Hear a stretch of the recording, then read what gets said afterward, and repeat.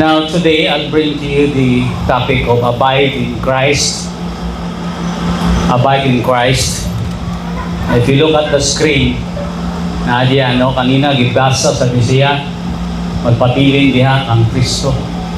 The other term for abide is remain.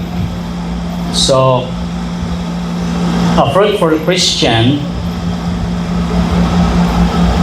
or a fruitful Christian life comes from remaining connected to Jesus. So kung gusto tang mabinungahon, kailangan natay connection. Now if you look at the picture, makita nyo diyan sa screen ang vine. Now it's not common to us, kanang tawag na ito na grapes. But when we talk about vine, di lamang na siya ang bunga, kundi pati ang punuan. Si Jesus, gamit niyang picture of a vine and branches para ma-explain niya ang atong relationship kaniya, kang Jesus. Kaya ang branch, diligin niya siya makaproduce o bunga siyang kaugalingon. Kailangan mag-remain connected sa vine. So, kita nga mga anak sa Diyos, sulti ni Jesus in John chapter 15, "For without me, you can do nothing." Now, I remember sa verse nga sa Genesis nga God has given Adam the breath of life and man became a living soul. So I remember when I was in operating room, how important is the oxygen. Pagbutang sa oxygen sa akong ilong, tungod kay lisod man ko mag-inawa, kapasalamat ko sa Diyos sa hangin. And I remember what the scripture says, that when God gave him a breath of life, God became a living soul. Kung wala na ta kaginhawa, wala na po tayo kinabuhi. Mauwi na siyang facts, no? Munang ang pulong sa Diyos, kaya nagapamina ko sa Sunday school. Kaya nung ko ba, every words that was stated here, kung atong tunan, pamalandungan, yung tinuod din na siya. Tinuod din na siya. So when we abide in Christ, we grow. We bear fruit, and later on, we reflect His love. So how can we abide in Him? The first one is you need to stay connected to Jesus. Yesterday, or the other day, Grace and I, were able to clean surroundings. May cuts rin sa mga dahon. And you know what? Later on, some leaves withered.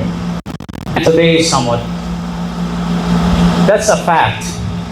Kasi we understand the photosynthesis, even elementary na itong students understand that. Kung wala na tubig, wala na nutrients, so dili na nakabuhat o pagkaon, o mamatay gid siya. In John 15:1-5, si Jesus Christ, ipakilala niya nga He is the true vine and the Father is the gardener. Ang Diyos nagatanggal sa mga dili mabinungahon nga mga sanga. Pero ginaprune yung padni siya para maging fruitful and they can produce more.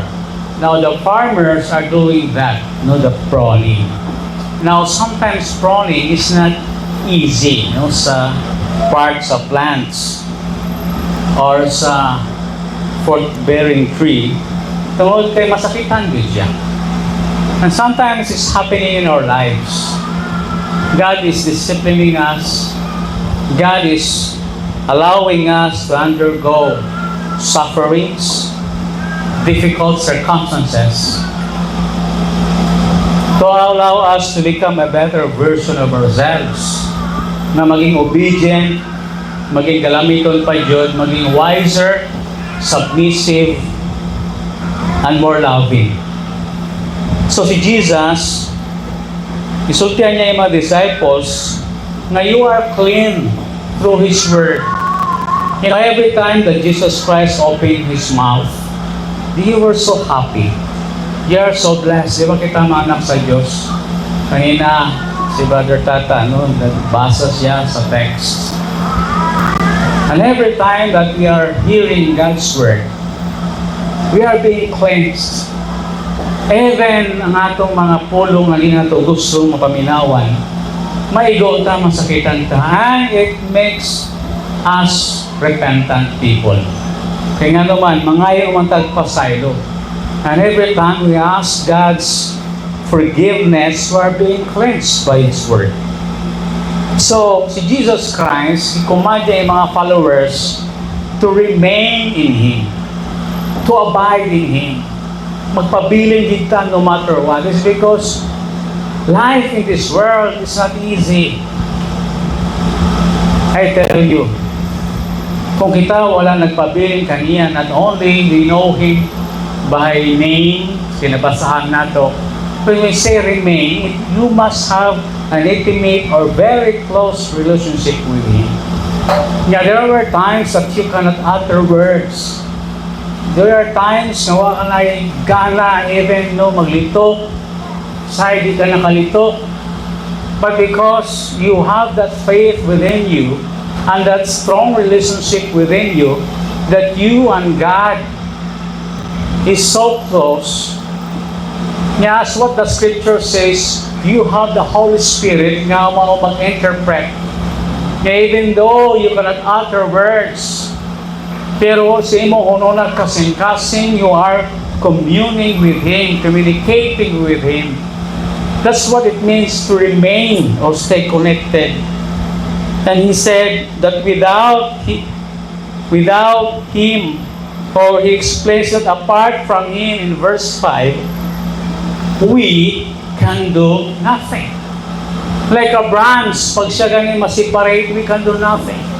I remember what Peter said, asa pa may padulong, Lord, you have the words of life. So, wag mo ilaing padulungan, ikaw lang Diyos, Ginoo. Asa pa may paingon. So, ang branch, if it is separated from a tree, buhi pa siya. Kung tanawon mo, temporary lang. Later on, it changes its color. And eventually, it becomes dry. Why? Because natanggal sa source of life. Munang uban, gibuhat na sugnod sa pagluto o uban pa. So, what we should gonna do if you want to stay connected? Number one, you need to spend time in God's Word. I know ang technology, grabe. I know ang social media, grabe. Ang influences in our fingertips, grabe siya namukuha. And our spirit wanted to hear God's Word, pero atong flesh doesn't like that. Pero make a time in spending for reading, meditating, and understanding His Word. It's because moving ang imong pagkaon. The Word is a lamp unto my feet and a light unto my path. And that Word of God is your refuge and strength, a very present help in time of need. David once faced difficulties in his life. And you know what he said? He said, though I walk in the valley of the shadow of death, I will fear no evil. For thou art with me, thy rod and thy staff, they comfort me. Because of their intimate relationship, si David, sabi niya, maski mulakaw ko sa walong sa kamatayon, dalan sa kamatayon, dili ko angay magkahadlok. Kaya naaman ang imo ang baston, nagabantay, nagatatap ka na. What else? We need to depend on Christ rather than ourselves. Kaya usahay, dependent na ta sa atong kagalingon. Paul said, I can do all things through Christ who gives me strength. So every day, as we are connected to Christ, we must be dependent. The second one, for us to abide in Christ, we must allow God to prune your life. Masabot-sabot i-prune. Allow God to work in your life to remove what is unnecessary so that a plant can become more productive. Spiritually, ang Diyos nagagamit siyang pulong o ang iyang pagtrabaho sa atong kinabuhi para ma-shape ang atong character. Life in this world is our journey wherein our characters are being shaped day by day to be like more Jesus. Now, every day, sometimes you are facing trials and temptations, and it's really a test of character. Maging pasensyoso ba ko? Maging forgiving ba ko? Taaso na ba sa Ginoo akong pagsabot? Ang gardener mo cut away sa isang healthy-looking branch. Kaya naman, sometimes na-prevent niya kanang healthy-looking branch sa pag-produce sa iyang best na fruit. Now, those farmers that knows how to prune well, kabalunan sila asang putlon. Pero kita magtanaw tamarag, ayaw, wapo man yung leaves. Pero sahay, di na di ay healthy. Sobrang niya katambok, di na siya kabunga. Sometimes sa atong kinabuhi, it seems for us, everything is okay. Why, Lord? Why this happened to me? Nganong ni Lord, itabo ni sa kuha, or nganong man you are changing my direction. The way I look at it, it seems all right. All are looking good. We're doing well. Pero diay sa atong kinabuhi, we must allow God to correct us. That's the first one, allowing God to correct us. If you want to allow God to prune us in our lives. The psalmist says, correct me and I will love thee. Sometimes sakit. But the Bible is telling us in the book of Hebrews, whom the Lord loveth, He chasteneth. Sakit ang disiplina, even our children. Now, some children are too stubborn. Mas kinusang pa kabunalan na, lisod yun sila makasabot. But as a father or parents, we need to be a disciplinarian. You need to correct them. Why? The Bible says, if you spare a rod, you spoil a child. Bunalan mo sila, dili sila mamatay, pero kung magpadayan sa kadautan, mamatay sila silang ginabuhat na dili maayo. The second one, let go of habits that pull you away from Him. What are those habits? You know, sometimes you are too tired to read God's Word. It's because we're consumed by our gadgets. You must discipline yourself. Kaya usahay ito ang gadgets na gani makuha, pila ka oras na. And in those gadgets, daghang ta makita na usahay, di na ta grateful sa atong kinabuhi. You can see your friend or those vloggers, they have a new car, new motorcycle, and it seems their lives are doing well. And here you are, no, nag-sit diha, na naka-self-pity because you're comparing yourself to them. You know what I tell you? You have the Lord Jesus Christ in your life. And that eternal life of yours, that makes you a blessed person. In Psalm 103, the Bible says, blessed is the man whose sins are forgiven. And you have eternal life in Jesus. And the love of God is with you now. This was a testimony from a person na nanay third na surgery. Katatlo ko na nasa nga surgery. Pero makaingon gid ko, kanunay no, salamat Diyos sa Ginoo sa assurance of salvation. Mga Sunday school kanina, it seems for us nga murag pabalik-balik na repetitious na ang question, are you saved? Now, do not be so anxious with that. It's because gusto lang sa atong Sunday school teacher nga ma-sure ta sa atong kaluwasan. Kaya importante yun na siya. Nga natin relationship with the Lord. So don't reject correction simply because it is uncomfortable. Di ta ganahan usahay badlongon ta kay di ta komportable. Be sure your sin will find you out. Walay gitawag nga samad nung kung kini matuluan o kalamansi. Dili gini mo sakit. Musakit gina siya. You need to trust God. You need to trust that God's work in your life has a purpose. Usahay na ay mga di mahitabo sa atong kinabuhi. Salig lang yun sa Diyos nga nasa mga plano. In Romans 8:28, kanunay ko na madunggan from the people who are visiting me. For us, we know that all things work together for good to them that love God, to them who are called according to His purpose. You cannot understand it now. Why the Lord is correcting you. Why the Lord is redirecting you. But later on, you will understand that God meant for you and meant it good for you. You remember Joseph. Si Joseph, grabe kapait yang kinabuhi. He was sold. He was betrayed. He was imprisoned.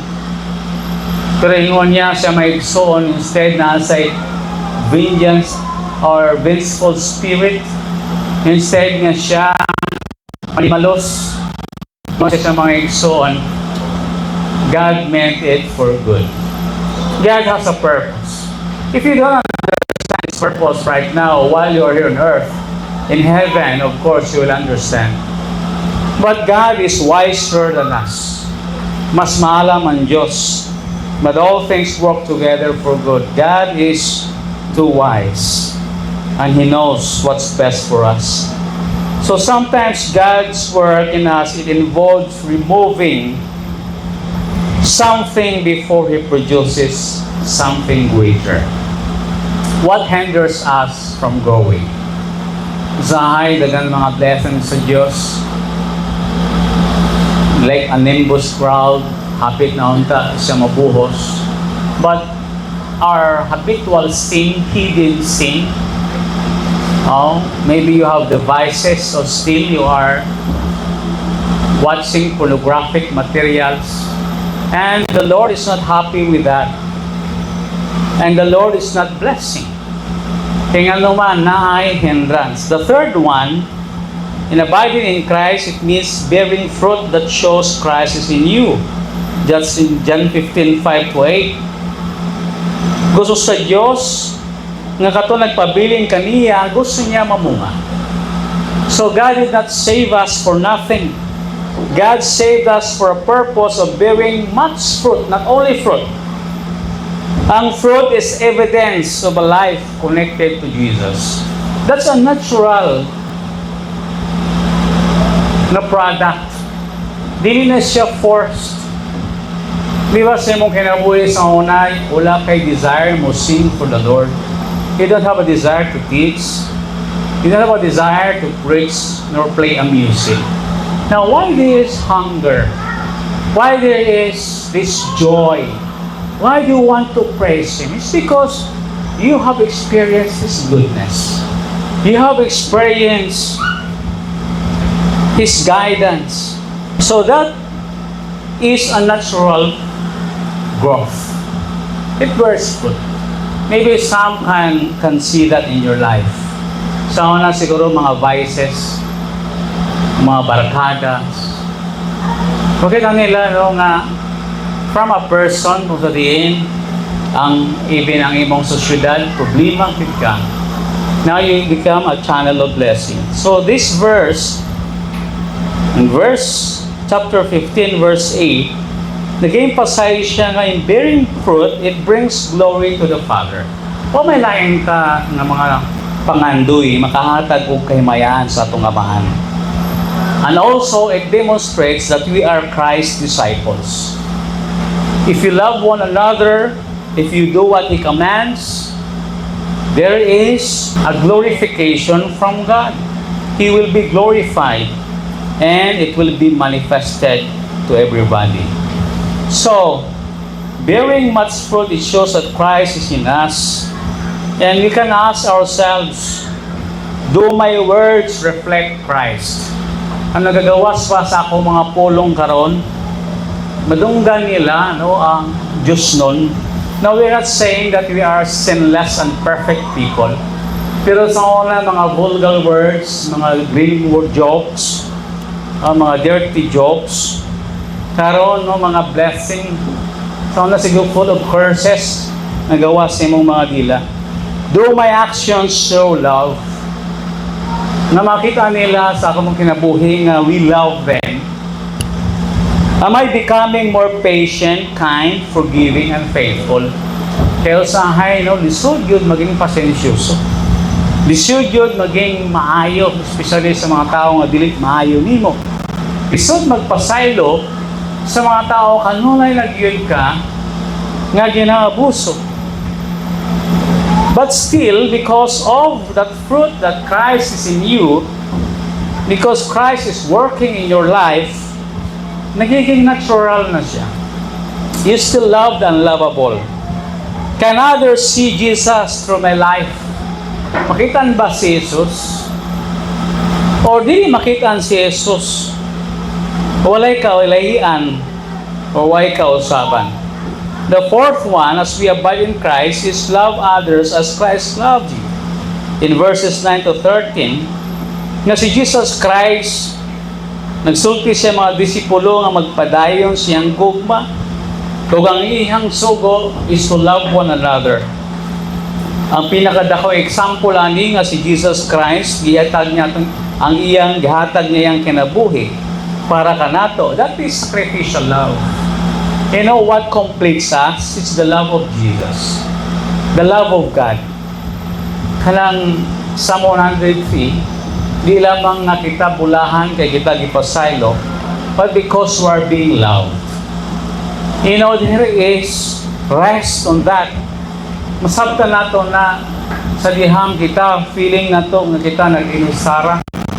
Feeling nato nga kita helpless. Pero ang gugma sa Diyos, it gives us assurance that all will be well. Why? Because you know that God loved us. Kung love ka sa atong Diyos, di niya na gina-author ang kadautan. Now, why we are getting sick? Why people are dying? Why people are losing job? Why people are experiencing accident? Why people are suffering from poverty? It's because of sin. Tungod na sa sala. But thanks be to God, it's because God redeemed us from this valley of death. There will be heaven, nga kung sabihin dito, kita may perfect na place, nga natin perfect bodies. So ang kandila, makahatag ni siya o kahayag sa laing kandila kung naa siya'y nagpabiling nga siga. Pero ang iyang flame, kung wala na siya gasiga, lisod kayo. So ang gugma sa Diyos, kanato, kailangan i-share nato sa uban. Why you are loving people, despite sa atong mga kakulangon, kahuyangon, tungod na sa atong gugma nga atong nasinatigikan sa Diyos. Ngalahi ta, no? Wala tayong pagdumot, wala tayong grabe, yung mga kasuko ng tao itong luhon nato. Yes, we discipline our children, but not to the point that we want them to suffer, not for their own good, kundi gusto lang nato kung sila yun madaot. Same is true with our enemies. We love them. The question is, can we show kindness to someone who feels left out? Daghan na out of place, daghan di ka relate. Kita ba nagahatag kanila og importance? Katong nakapasakit ka nato, can we still forgive them? Forgiving means to release the pain. Do we help someone who needs encouragement? Or are we humble enough to ask forgiveness? Usahay, isod yun mga pasaylo. But we must do it. We must do it. Wa may mawala nato kung kita mag-focus. You know, the other day, nagputol ni diha sa likod. Niya kaning sa kapulo nga malunggay. Naunsa man nga, masinagamit kami o tali. Imbis nga diri padulong ang tumba, dito man padulong. Ikuyawan ko maayo, kaya ba sinigo ang mga manok. Nating mahala ba yan? So, I waited, no, maabot ng tagiya. Pag-abot niya, ngayon ko na sinsel, pasaylaw ako ng kasala. So, I did ask forgiveness. Kung na may mga damages, kaya bayaran na muna siya. Kung na may ka lang i-repair. That's our fault. Piyansa na doon. And you know what the response? You know, you can expect, no, a heart that will forgive. Kung di man mag-forgive mo, understand. Why? It's because masabta nila eh. Kabaluta nga mo lugar. No? Kabaluta nga nakasalata na sayupta. So God wants us to love others as Christ loved them. So don't limit love only to people who are easy to love. Katong sayon lang higugmaon. Love those people nga di sayon higugmaon. The last one, an abiding in Christ, is to remain faithful to His calling or choose faithfulness. So ni Jesus Christ, siyang disciples, you are my friends if you do what I have commanded you. Gusto sa Ginoo nga ang iyang mga disciples nga mulakaw o mo bear fruit that lasts. You know, kanindot sa atong Savior, dili siya ato ang boss nga gitanaw niya ta nga mga ulipon. Kita nagpakaulipon niya. We are bond slaves. Pero ang kanindot ang atong Diyos nga nagluwas kanato, He calls us friends. Mudi ay na kung magkarali ng inyong relationship, kabalo na ka unsang iyang mind. Kanang at is kasi haba, komportable ka. Now, sa pag-asawa, ang inyong pagtratar na, murag di ka lang nag-give mo. Sa kadugayan nyo pag-ilahay. Yeah, what's the goal of marriage? The goal of marriage is intimacy. Pag isa sa mailhanana is maging friends na mo. A father and son relationship, later on, friends na gyud ang ilang pagtanaway. So their relationship with Christ, dili siya magpabilin nga private. Muni usahay ang Christianity dili magdaghan is because they didn't understand what God's plan for them. God wants them to bear fruit, to share the love of Jesus. That is to witness. Hey, this is who Jesus is. Daghang karong mga dying, nga mga katawhan nga wala ni Jesus silang kinabuhi. Ang ilang una-una lang diri sa kalibutan is to be successful. The other day, we had a conversation regarding success. I told them, my children, don't just try to become a man of success. Be a man of value. So ay gusto natin maging successful. And what is success? Paano may measure ang success? Pero sa imong una-una, if you are a man of value, importante ka sa imong kumpanya, sa imong school, and that feels good. Dili na makuha na ikaw ang pinakakuyaw. Ang importante diha, na ikaw, importante silang taliwala. Mapuslanon ka. So God wants us to become a man of value by sharing the love of God. So si Jesus Christ, ang gusto niya sa atong kinabuhi, nga atong relationship with Him, di lamang maging private. Kailangan i-live out nato ang atong faith and love with others. So it was about share Jesus Christ. Now, it's not easy. Pero si Jesus Christ i-share nato kung paano niya tagibag-o. You have your own testimony of salvation. You don't need to memorize a lot of scriptures in order for you to share the gospel.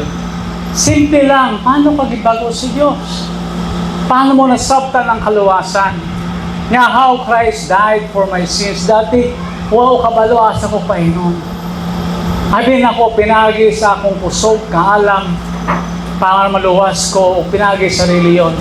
Now I understand that it is by grace through faith. Now I understand the kaluyan na nagiging sa Ginoo. I have nothing to boast about. So, ang usa ka estudyante, wala sa naging successful or a man of value sa pag-study niya sa isa kaadlaw, kaya ang growth, it comes through consistent effort. Kanunay ang pagtuon. Kanunay nga pag-practice sa iyang natunan. The same is true with following Jesus Christ. It requires daily faithfulness. It requires daily faithfulness. You know, ang pagiging faithful sa Diyos, dili na siya something nung sulti mo siya mo galingon lang, kailangan hindi ko maging maligon. Dili. No, it is a consistent process. Nga samtang nagdugay ka sa imuhang relationship with the Lord, as what the song also goes, sweeter as the days go by. Nagkadugay ang imong pangalagad sa Diyos, ikaw nagkalig-on. So you are following Jesus every day and you must continue that. Use your gifts to serve others. The way you play, the way you sing, that is serving others. You are ushering, you are encouraging people, you are helping the work of the Lord. Be faithful even when following Christ is difficult. Faithful gyapon ta. Nagapadayon kay dili usahay sayon ang pagpangalagad. Some will discourage you. Ang panahon karon sa schools, grabe pag Sunday na pa ibang activities. Sa trabaho nato, grabe kayo ang pressure. And it seems nga lisod na kayo ang panglaba, paguban panghabulhaton. Gusto nato sa itanggalon ang atong panimbahon. You know, Jesus Christ said, stay connected with me. You must remain faithful to your calling. Kung sa ba ang pagtawag sa Diyos kanimo, and then look for opportunities to show God's love. You know why the Lord is extending your life and why the Lord is still blessing you? It's because Christ still sees a fire in your heart that you have still that purpose. Ako lang nakabalakan pag di na makitaan sa Diyos na atong heart wala na nag-burn. Nga wala na tayo desire to grow, to bear fruit, di ba? Iya ginatanggal. When he was hungry, and he looked for a fruit of that fig tree, wala sa'yo makitaan nga bunga. Sultin niya, this fig tree will be withered. Kung tinuod na laya, gikan sa ugat hangtod sa leaves. God saved us for a purpose. Siguro through the years, nagpadayon ta nga, relax lang. But you know what? God has saved us for a mission. Di lamang din sa kalibutan to do our responsibilities. No? Mapaaral na to mga anak. Okay na, I can build a house and prepare my retirement. That's all good. But what about afterlife? What about eternity? Masabay pango sa Diyos. So in John 15, it gives us this clear progression. So if you remain in Christ, you must allow God to shape you. and you bear fruit. Now you are loving others, and in turn, it turns out that you are glorifying God. So you connect with God, you grow, and you bear fruit. So ang branch, dili siya mag-struggle to produce fruit by itself. Kailangan may vine. Allow God to work in your life. Ang atong responsibility lang nga sa branch, nga sanga, magpabiling ta sa punuan. Connected ta kanunay sa atong Ginoo. Kay kining vine, mag-provide siya sa needs sa branch para mag-grow, mag-produce of fruit. So, association challenge, sa atong challenge, don't just focus on trying to produce fruit. Focus first on remaining connected to Jesus. Because when we abide in Christ, He changes us, produces fruit through us, and uses our lives to glorify God. You know, lami kayong kinabuhi diay, nga i-allow nato ang Diyos nga mag-flow sa atong heart. Malahi ang imong heart. Ang imong perspective, outlook sa kinabuhi, malahi. Maging magaan siya. It's because you have now the mind of God, the mind of Christ. You see people with value. Lahi na, ang imong kasing-kasing, pili ka, masuko, pili ka, dali lang magalit, o tama, malagot. Pero later on, nakuha mo ang pagpasaylo, ang paghatag sa taas nga pabor. So God wants us to abide in Him. So every day, nga itong ginabuhat sa Diyos, the same thing. We read God's Word, we pray. Do not give up. It's because you are strengthening yourselves with Him.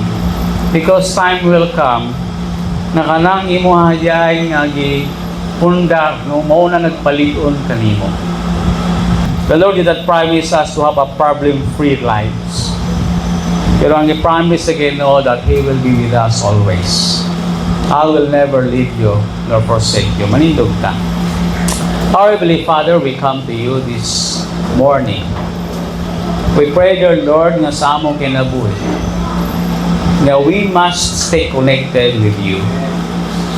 Though, Lord, sometimes we are so tired na we don't have time for spirituality. Pero sa tinuod lang, asa man kami magkuha og source. As Paul had said, I can do all things through Christ who gives me strength. Kisa man nagahatag ka na mo kusog, kaalam. Kisa man nagahatag ka na mo sa among mga resources. Kisa man among dalampanan. Salamat kay may Diyos kani na kanunay namo matawagan. You are there all the time. Not only sa troubled times, but also in our successes, in our joyous moments. Today, dear Lord, I pray na mag-inuod din ng mga kabalakan. I pray, dear Lord, nga strengthen nila ang relationship with you. Na though we are walking in the valley of the shadow of death, we will fear no evil. We will fear no evil. We are afraid of death. We are afraid of Lord sa uban ng mga di mayon nga may tabok na namo. But we are not afraid of the evil. Because you are with us. Wala kay Ginoo yung plano nga madaot kami. But because of the sinful nature, we are born sinners. This world, Lord, puno sa mga kasakit. Mahal ang mga presyo, uban magtrabaho with me para maka-income. But thank you, Lord, because you are with us. You are our vine. And truly, indeed, Ginoo, without you, we can do nothing.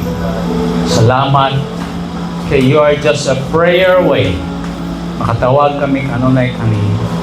When we are driving, when while we are working, Kamunay kami ginagawa kami. When we are far from our children, we are praying to you that you will protect them. When we are far from each other, if we hear na nanganalisod, we can pray. Salamat kami, Diyos kami, na nag-work among us. In Jesus' mighty name we pray. Amen.